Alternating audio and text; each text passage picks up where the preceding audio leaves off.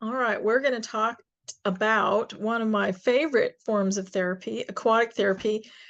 Almost the entire time I've been practicing physical therapy, there have only been one or two settings, one of them being acute care in the hospital where I've worked, where I didn't have aquatic therapy, where I didn't have a pool. So I've done a lot of aquatic therapy because I've mostly worked in aquatic therapy settings.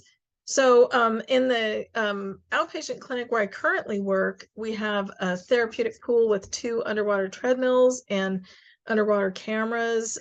There's a lift for getting people in and out of the pool. It's a wonderful place to do therapy for lots of different reasons, which we'll talk about. I've worked at previously in outpatient clinics where we used community resources for the pool, where it was we had a community pool that was dedicated to us certain hours during the day, and that's really nice. But aquatic therapy is a great environment for a lot of reasons, and we'll talk about the different reasons. And then we'll have a lecture, of course, about the theory because we got to do that. And then we'll go to the pool and get some practical aspects in.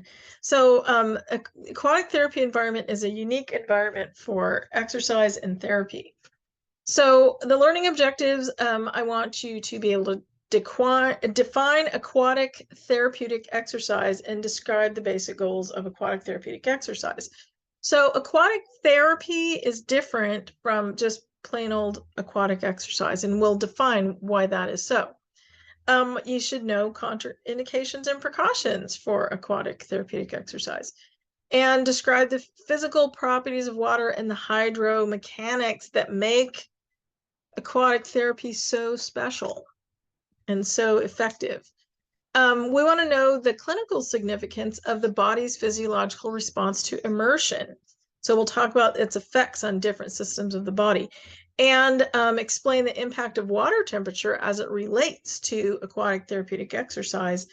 And then another learning objective is to participate in a community aquatic therapeutic exercise class, and that will be our field trip. So, woohoo! Always fun. So, what is aquatic therapy? Aquatic therapy is a type of rehabilitation that uses water immersion to facilitate exercise to achieve PT goals. So if you have someone's leg in a tank, is that aquatic therapy? No, it is not. Their full body has to be immersed. So you have to be fully immersed in order for it to be aquatic therapy. After aquatic therapy, as the patient's status improves, they will need to return to more functional activities on land because you can't live in the pool as much as some people would like to. You just can't live in the pool. So the goal ultimately is to improve their function in the pool and then transition them to the land, and see where we get with that. So pretty interesting. So aquatic physical therapy is the scientific practice of physical therapy in an aquatic environment by physical therapists and physical therapist assistants. Aquatic PT includes, but is not limited to, treatment, rehabilitation, prevention, health, wellness, and fitness of patient populations in an aquatic environment. The unique properties of the aquatic environment enhance treatments for patients across the age span with musculoskeletal, neuromuscular, and cardiovascular and pulmonary diseases, disorders, or conditions. So that is the official definition from aquaticpt.org. An aquatic exercise class is a wonderful thing, but it is not aquatic therapy. So there's a difference between aquatic therapy as provided by a PT or a PTA and aquatic exercise in any other form. So just know that.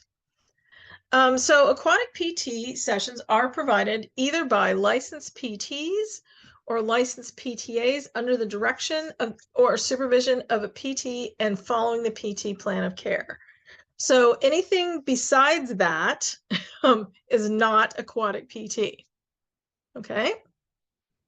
The patient's benefit is a big goal of aquatic PT. Aquatic exercise has psychological benefits like decreased depression, decreased anger and anxiety, and other feelings that commonly accompany an injury or disease. It also minimizes the risk of injury or re-injury during the PT session. So it has so many benefits of exercising in the water.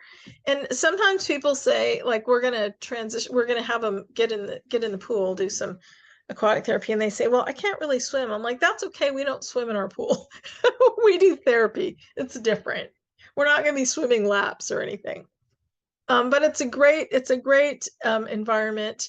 And sometimes if you have people that are too deconditioned to exercise on land, they can exercise in the pool until they get a little stronger, and then they can go back to land. So there are lots of benefits of the aquatic environment. So in aquatic PT, we can accomplish lots of goals. We can facilitate range of motion exercise and stretching, especially if you're in a warm therapeutic pool, that really facilitates range of motion.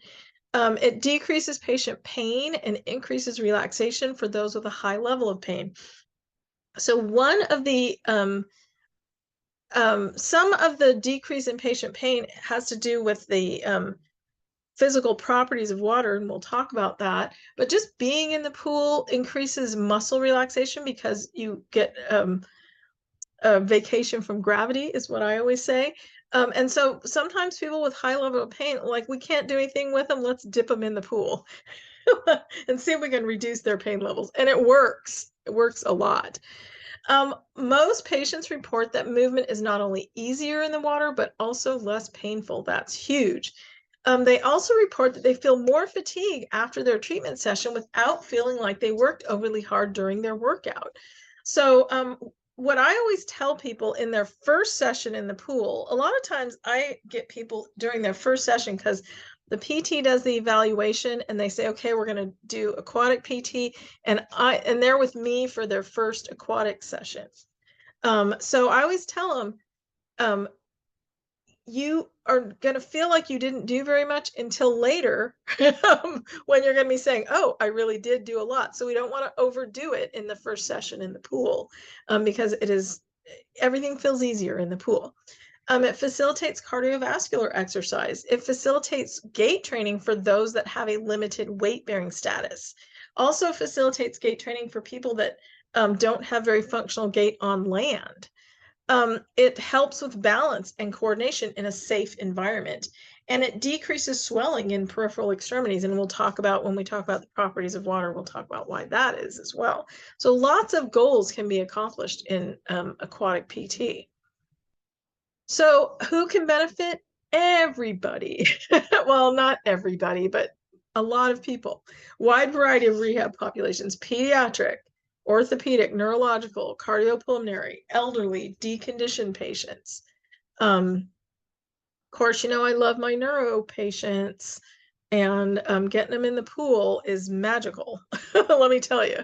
We'll talk about some stories in class. So the precautions for aquatic exercise, so these are basically relative contraindications. It means you want to think about it, but it's not necessarily a contraindication. Fear of water. So I have successfully worked with people in aquatic PT who have a fear of water. We have, in our pool, is 2 levels. One is about 3.5 feet deep, and the deeper side is 4.5 feet deep. So that goes up to my neck. For a taller person, it might not go up that far. A lot of times for people that have a fear of water, I get in with them and I keep them in the shallower end, and I give them flotation devices. And by the time they get out, they're happy, and they are not as afraid as they were. Neurological disorders, like ataxia, people who are ataxic can experience difficulty controlling purposeful movements because it decreases their weight. However, some of my most successful aquatic therapy patients have been people with ataxic disorders. So I will tell you some of my ataxia. More this year, I've worked with this year and last year, worked with 2 people with spinocerebellar ataxia starting in the pool, and graduating to land. When both of them, when we started out, they were using wheelchairs for mobility. And when we finished up, they were walking with walkers, but they were still walking. So the pool is amazing for that. I've also had really good success with people with trunk ataxia, Friedrich's ataxia. So I've actually, even though it's a precaution,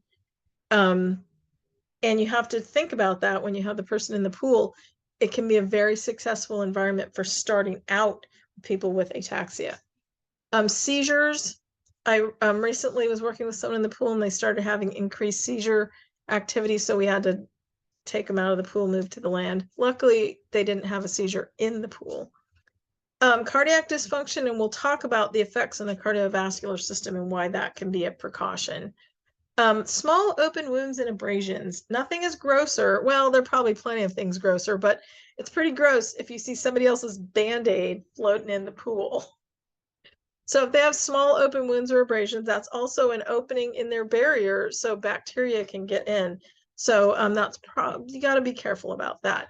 Using a waterproof bandage like Tegaderm or something that's going to completely exclude the water from the wound is a good idea. Contraindications, if somebody has incipient cardiac failure or unstable angina, the water is going to put additional stress on their cardiovascular system, so we don't want to put them in the pool. If they have respiratory dysfunction with vital capacity of less than 1 liter, it's going to put more pressure on their chest, and we don't want to put them in the pool. Severe peripheral vascular disease, same reasons. Danger of bleeding or hemorrhage, yeah, the pool's not a good environment for that. Severe kidney disease, again, more stress on the system. We don't need that. Open wounds or incisions, colostomies or skin infections. I think it's pretty obvious why that's contraindication. Uncontrolled bowel or bladder incontinence, also contraindication. Water or airborne infections or diseases. Yeah, we don't want those. Since COVID, we've had everybody who goes in our pool is wearing a mask, and there's a maximum number of people that can be in the pool enclosure at one time. So that's our airborne. But obviously, if somebody's got an infection, you don't want them in the pool. Uncontrolled seizures, yes, that is not a pool thing. Don't want them in the pool. I have lots of great pool stories that I will share with you in class. Some of them scary, some of them not. So properties of water. Water has some unique physical properties, and I always say the water's magic. It's really science, and here's the science of the water. Buoyancy, resistance, surface tension, hydrostatic pressure, and thermodynamics. We'll talk about it. So buoyancy is the upward force that works opposite to gravity. The density of the human body is less than the density of water, which means human beings float in the water. Isn't that nice? So when we're in a buoyant environment, like in the water, it decreases stress and compression on weight-bearing structures. Isn't that great? So if you have someone who has weight-bearing limitations, you get them in the water, you can calculate how deep the water has to be in order to stay within their weight-bearing limitations. They can actually walk, and they're loving it because it feels so good to walk after you've had weight-bearing limitations. So buoyancy helps you with weight-bearing limitations. It also decreases stress and compression on any of your other structures. So people with back pain love the water. People with hip pain love the water. People with knee pain love the water because it takes the stress off those. They can exercise successfully and feel good without putting additional pressure and compression on their joints. So if you're in pure water, you're going to float. If you're in salt water, you're going to float more. You're going to float higher. If you have more subcutaneous fat, you're going to float better. So everybody floats a little differently. If you have no subcutaneous, everybody has at least some, but you get those super, super lean people. They don't float very well. They sink like a rock. And that's what flotation devices are for. But people are going to float differently. And if you have a saltwater pool, I've never worked in a saltwater pool. I think that would be neat, but you float higher in saltwater because saltwater has a higher specific gravity than pure water. There you go. But you can actually, we'll talk about the percentage of reduction in weight bearing, but you can calculate how much weight they're bearing and make sure that they're within their weight bearing precautions if that's an issue for your patient.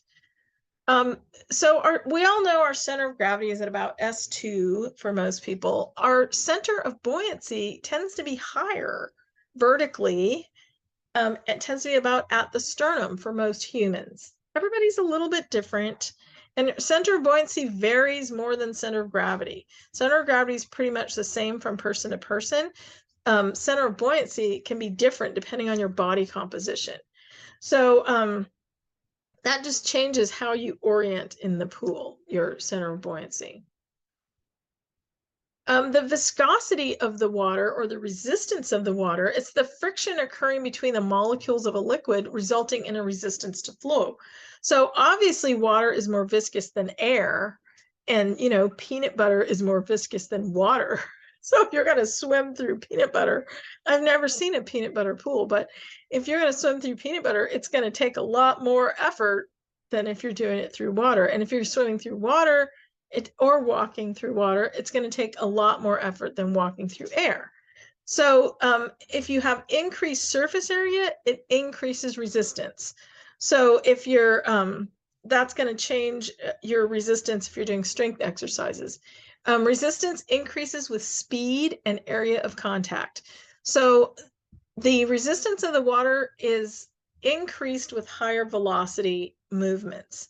So we'll practice this while we're in the pool, but just try doing movements in the pool. If you do it slowly, there's less resistance. If you do it quickly, there's more resistance. If you have something that increases your area of contact, like a kickboard or webbed mitts or the flotation weights that you use in the pool, and we'll look at some different devices, that increases the resistance. Hydrostatic pressure is the pressure that's exerted on immersed objects. So the depth of immersion increases the hydrostatic pressure.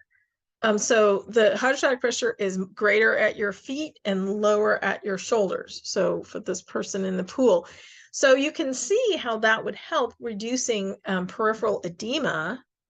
That's going to increase hydrostatic pressure, and it's going to move fluid basically. So you can see how that's going to be a problem with people with kidney disease and heart disease because we're putting excess fluid load on those organs. Hydrostatic pressure is also the reason why a lot of people experience decreased pain in the water.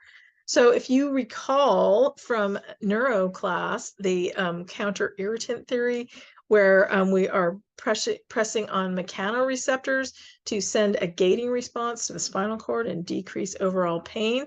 So now we have that. We're in the water. We're getting all that sensory input, and that is decreasing our pain. So hydrostatic pressure is a wonderful thing. Surface tension is this when the surface of a fluid acts as a membrane under tension. So when we're doing strength exercises, we always want to keep underneath the surface of the water. If you move through the surface, it will be more work. So we'll practice that when we're in the pool. Once you break the surface tension, it changes when you go from water to air. So, but breaking the surface tension does take a little bit more work. Also, surface tension is one of the reasons why it contributes to being able to float. So hydrodynamics are the physical properties and characteristics of a fluid in motion. So laminar flow is when molecules are moving parallel Turbulent flow is when molecules are moving every way. And drag is when the water molecules are opposing your movement. So when you have a swim jet, that's one thing that we have in our pool, which is really kind of nice. Um, we have 2 sets of them on the treadmills. Um, you can increase drag and increase resistance to movement. So the person can walk against the jets or they can swim against the jets. There's a little bit of a learning curve on swimming against the jets. I've had a couple patients who do it, but the being able to walk against the jets give you increased resistance because you have increased turbulence and increased drag. So the water temperature is going to affect the body differently. Water cools the body 4 times or more faster than air. So water is more thermally conductive than air. We already learned that in 111 in our modalities class. So if you have warm air circulating around you, it doesn't heat you as fast as warm water circulating around you. Same thing with cold air. If you have cold air circulating around you, it doesn't cool you as fast as cold water circulating around you. So that's why like people that work on fishing boats in the Bering Sea, if they fall in the icy cold water, it is an emergency. You got to get them out right away because their body will cool so fast they'll be hypothermic very quickly. So temperatures varying between 83 and 86 degrees are usually the most comfortable for humans. And if you're doing vigorous exercise in the pool, like swimming laps, usually in that lower 80s range is better. For arthritis and fibromyalgia and some of the other pain syndromes, up to 95 degrees is considered more therapeutic. And so a lot of therapy pools will be warmer. The pool in my clinic is kept between 93 and 95 degrees. So so we tend more towards the arthritis fibromyalgia end rather than the lap swimming end. So in the next section, we'll talk about physiological effects on body systems.